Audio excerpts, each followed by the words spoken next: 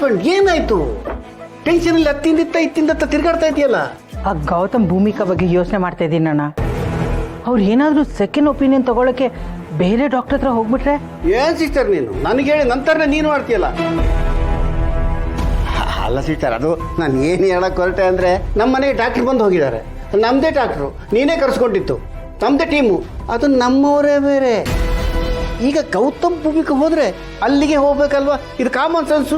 ನೀನು ಅನ್ನುವಂತ ಟೆನ್ಷನ್ ಮಾಡ್ಕೋತೀಯಪ್ಪ. ನನಗೆ ಗೊತ್ತಣ್ಣ ಗೌತಮ್ ಅಲ್ಲೇ ಕರ್ಕೊಂಡು ಹೋಗ್ತಾನೆ ಅಂತ. ಆದರೆ ಬೇರೆ ಯಾರಾದರೂ ಸಜೆಸ್ಟ್ ಮಾಡಿದ್ರು ಅಂತ ಬೇರೆ ಡಾಕ್ಟರ್ ಹತ್ರ ಹೋಗಿ ಕನ್ಸಲ್ಟ್ ಮಾಡಿದ್ರೆ ನಮ್ಮ ಬಂಡವಾಳ ಎಲ್ಲ ಹೊರಗೆ ಬರಲ್ವಾ? ಓ, ಇತ ನಿನ್ನ ಯೋಚನೆ. ಈ ಮಾತನ್ನು ನಾನು ಒಪ್ತೀನಿ. ಖಂಡಿತ ಡೇಂಜರಸ್, ಇದರಲ್ಲಿ ಖಂಡಿತ ಅಪಾಯ ಇದೆ. ಇಷ್ಟೇ, ನಾವು ಇದಕ್ಕೆ ಅವಕಾಶ ಮಾಡಿಕೊಡೋದೇ ಬೇಡ. ಇವರೇ ಬೆಸ್ಟ್ ಡಾಕ್ಟರ್ ಅಂತ ಗೌತಮ್ ಮುಂದೆ ಮಾರ್ಕೆಟಿಂಗ್ ಮಾಡ್ಬೋಣ. ಇವ್ರು ಬಿಟ್ರೆ ಇನ್ನೊಬ್ರು ಇಲ್ಲ ಅಂತ ಅವನಿಗೆ ಮನವರಿಕೆ ಮಾಡ್ಕೊಳ್ಳೋಣ. ಏನೇ ಆದ್ರೂ ಎಲ್ಲವನ್ನೂ ನಾನೇ ನೋಡ್ಕೋತೀನಿ ಅಂತ ನೀನೇ ಉಸ್ತುವಾರಿ ತಗೋ. ಈ ಗೌತಮ್ ನಿನ್ನ ಗಮನಕ್ಕೆ ತರದೆ ಏನೂ ಮಾಡಬಾರ್ದು, ಎಲ್ಲೂ ಮುಂದಕ್ಕೆ ಹೋಗಬಾರ್ದು. ಎಲ್ಲವೂ ನಿನ್ನ ಗಮನಕ್ಕೆ ಬಂದು ಮಾಡೋಂಗೆ ನೀನು ಮಾಡ್ಕೋ. ಈಗ ಅಲ್ಲಿಗೆ ಹೋಗ್ತಾನೆ, ಅಟ್ಯಾಕ್ ನಮ್ಮವ್ರೆ, ನಮಗೆ ಬೇಕಾದಂಗೆ ರಿಪೋರ್ಟ್ ಕೊಡ್ತಾರೆ.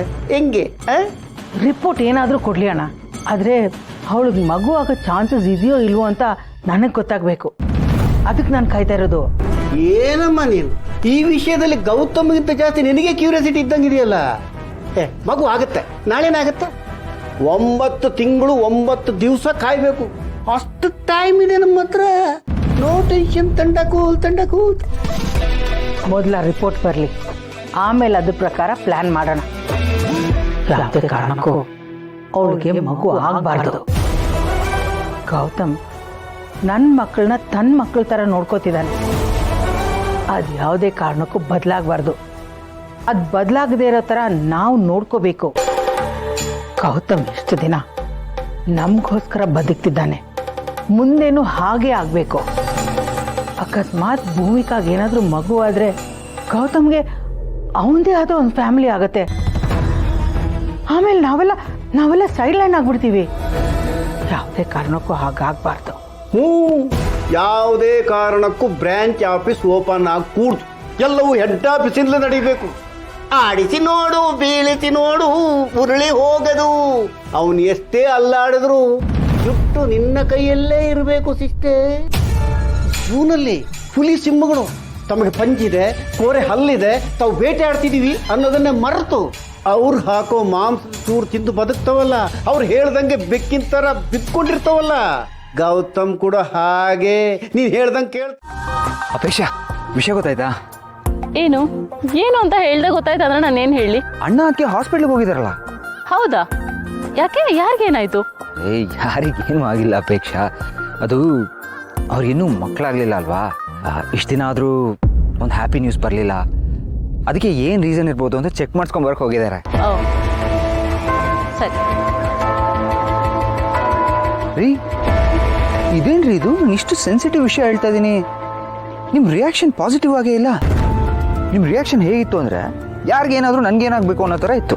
ಹೌದು, ನಾನು ಸ್ವಲ್ಪ ಹಾಗೇನೆ, ಯಾರ ವಿಷಯಕ್ಕೂ ಹೋಗೋದಿಲ್ಲ. ಅದೇ ಥರ ಬೇರೆ ಯಾರಾದರೂ ನನ್ನ ವಿಷಯಕ್ಕೆ ಬಂದರೆ ನನಗೆ ಅದಿಷ್ಟ ಆಗೋದಿಲ್ಲ. ಯಾರ ಕಷ್ಟಕ್ಕೆ ಯಾರೂ ಇಲ್ಲ, ಅವ್ರವ್ರ ಜೀವನ ಅವ್ರವ್ರಿಗೆ. ಸೊ ನಾನು ಎಲ್ಲರಿಂದ ಡಿಟ್ಯಾಚ್ ಆಗಿಬಿಟ್ಟಿದ್ದೀನಿ, ಯಾವುದಕ್ಕೂ ತಲೆನೇ ಕೆಡ್ಸ್ಕೊಳಕ್ಕೆ ಹೋಗ್ತಾ ಇಲ್ಲ. ಸರಿ ಅಪೇಕ್ಷಾ, ಇವಾಗ ಆ ವಿಷಯ ಬಿಡಿ, ನಮ್ಮ ವಿಷಯಕ್ಕೆ ಬರೋಣ. ನೋಡಿ, ಅಣ್ಣ ಅದಕ್ಕೆ ನೋಡಿ ಕಲಿಯೋದು ತುಂಬಾ ಇರುತ್ತೆ. ಯಾವ ಟೈಮಲ್ಲಿ ಏನಾಗಬೇಕು ಅನ್ನೋದನ್ನ ಅವ್ರು ಎಷ್ಟು ನೀಟಾಗಿ ಪ್ಲ್ಯಾನ್ ಮಾಡ್ಕೋತಾ ಇದ್ದಾರೆ. See what I mean to says Apeksha, ನಮ್ಮ ಲೈಫಲ್ಲೂ ಒಂದು ಮಗು ಬಂದರೆ ಚೆನ್ನಾಗಿರುತ್ತಲ್ಲ. ಐ ನೋ ನಮ್ಗೆ ಈಗಲೇ ಮಗು ಬೇಡ ಅಂತ ನೀವು ಹೇಳ್ತೀರಾ ಅಂತ ನಂಗೆ ಗೊತ್ತು. ಬಟ್ ಆದರೂ ನಿಮ್ಮ ಡಿಸಿಷನ್ನ ನೀವು ರೀಕನ್ಸಿಡರ್ ಮಾಡಿದ್ರೆ ಚೆನ್ನಾಗಿರುತ್ತೇನೋ ಅಂತ ನಂಗೆ ಅನ್ನಿಸ್ತು. ಸ್ವಲ್ಪ ಯೋಚನೆ ಮಾಡಿ. ಹಲೋ, ಸಾಕು ನಿಲ್ಸಿ. ಏನು ತಮಾಷೆ ಮಾಡ್ತಾ ಇದ್ದೀರಾ? ಅವರು ಹೋಗಿರೋದು ಅವರಿಗೆ ಪ್ರಾಬ್ಲಮ್ ಇದೆ ಅಂತ, ಏಜ್ ಆಗಿದೆ ಅವರಿಗೆ. ಸೊ ಮಕ್ಕಳಾಗೋದು ಸುಲಭ ಅಲ್ಲ, ಅದಕ್ಕೆ ಡಾಕ್ಟರ್ನ ಕನ್ಸಲ್ಟ್ ಮಾಡ್ತಾ ಇದ್ದಾರೆ. ನಮ್ಮ ಲೈಫೇ ಬೇರೆ, ಅವ್ರ ಲೈಫೇ ಬೇರೆ. ನಾವ್ಯಾಕೆ ಅವ್ರನ್ನ ಎಕ್ಸಾಂಪಲ್ ಆಗಿ ತಗೋಬೇಕು? ಅವ್ರು ಆಲ್ರೆಡಿ ಲೇಟಾಗಿ ಮದುವೆ ಆಗಿದ್ದಾರೆ, ಅದಕ್ಕೆ ಅರ್ಜೆಂಟ್ ಮಾಡ್ತಾ ಇದ್ದಾರೆ. ಇಫ್ ಇನ್ ಕೇಸ್ ಮಗುನೇ ಆಗ್ಲಿಲ್ಲ ಅಂದ್ರೆ ಏನಪ್ಪಾ ಅನ್ನೋ ಭಯ ಇರುತ್ತೆ ಅವರಿಗೆ. ಬಟ್ ನಮಗ್ ಹಾಗ ಅಲ್ಲ ಅಲ್ವಾ ಪಾರ್ಥ? ಅವ್ರಿಗೆ ಕಂಪೇರ್ ಮಾಡಿದ್ರೆ ನಮ್ಗಿನ್ನೂ ಟೈಮು, ಏಜು ಎಲ್ಲ ಇದೆ. ಸೊ ನನಗಂತೂ ಸದ್ಯಕ್ಕೆ ಮಕ್ಕಳು ಬೇಡವೇ ಬೇಡ. A big no. ನಾನು ಅದಕ್ಕೆಲ್ಲ ಇನ್ನೂ ಮೆಂಟಲಿ ಪ್ರಿಪೇರ್ ಕೂಡ ಆಗಿಲ್ಲ. ಆ ಮಕ್ಕಳನ್ನ ಮೇಂಟೈನ್ ಮಾಡೋದಕ್ಕೆ ನನ್ನ ಕೈಲಂತೂ ಸಾಧ್ಯನೇ ಇಲ್ಲ ಪಾರ್ಥ. ಅಪೇಕ್ಷೆ ನೋಡಿ, ಮಗು ಮಾಡ್ಕೊಳ್ಳೋದು it's a very natural process. ನಮ್ಮ ಫ್ಯೂಚರ್ ಜನ್ರೇಷನ್ ಬೆಳೀಲಿ ಅಂತ ಅದನ್ನ ಯಾಕೆ ನಾವು ಸ್ಟಾಪ್ ಮಾಡಬೇಕು? ಇನ್ಫ್ಯಾಕ್ಟ್ ನಮ್ಮಿಬ್ಬರ ಮಧ್ಯೆ ಮಕ್ಕಳಾದ್ರೆ ನಮ್ಮ ಮಧ್ಯೆ ಇನ್ನೂ ಒಂದು ಬಾಂಡಿಂಗ್ ಕ್ರಿಯೇಟ್ ಆಗುತ್ತೆ. ಅದು ನಮ್ಮಿಬ್ಬರ ಮಧ್ಯೆ ಒಂಥರ ಒಂದು ಎಮೋಷನಲ್ ಬ್ರಿಡ್ಜ್ ಕ್ರಿಯೇಟ್ ಮಾಡುತ್ತೆ. ಹಲೋ, ಬ್ರಿಡ್ಜ್ ಮಗು ಆದ್ಮೇಲೆ ಕ್ರಿಯೇಟ್ ಆಗೋದಲ್ಲ, ಅದಕ್ಕಿಂತ ಮುಂಚೆನೆ ಆಗಿರ್ಬೇಕು. ಇಲ್ಲ ಅಂದ್ರೆ ಹತ್ರ ಆಗೋದಿರ್ಲಿ, ಇನ್ನು ದೂರನೇ ಆಗ್ಬಿಡ್ತೀವಿ. ಪಾರ್ಥ, ಮಗು ಅನ್ನೋದೊಂದು ಆದ್ರೆ ನನಗ್ ನೀವು ಬರ್ಡನ್ ಆಗ್ತೀರಾ, ನಿಮಗ್ ನಾನ್ ಬರ್ಡನ್ ಆಗ್ತೀನಿ. ಆಮೇಲೆ ಡೈಲಿ ಗೋಳು. ನಮ್ ಮಧ್ಯೆನೆ 1000 ಪ್ರಾಬ್ಲಮ್ ಇದೆ. ಫಸ್ಟ್ ಅದನ್ನ ಸರಿ ಮಾಡ್ಕೊಳ್ಳೋಣ. ಅದ್ರ ಮಧ್ಯೆ ಅಡಿಷನ್ ತರ ಈ ಮಗು ಬೇರೆ ಬೇಕಾ?